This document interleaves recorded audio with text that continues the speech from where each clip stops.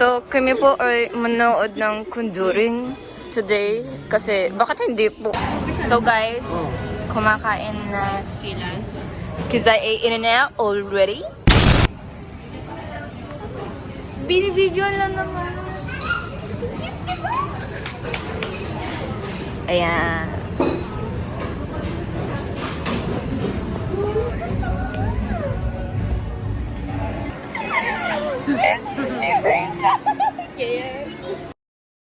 Put it down, put it down. Oh.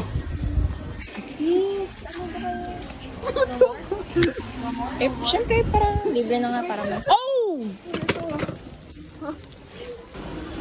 So that's what we. Pwede. Ganito ko dati pwede. Balance sa ulo ko.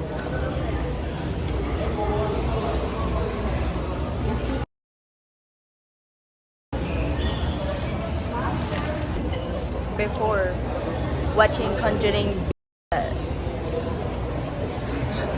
Nakaganda yung price. Oh. So like, masasara daw na kami dalawa ng hall. And like, feeling ko close na yung door dun. Cause what is that?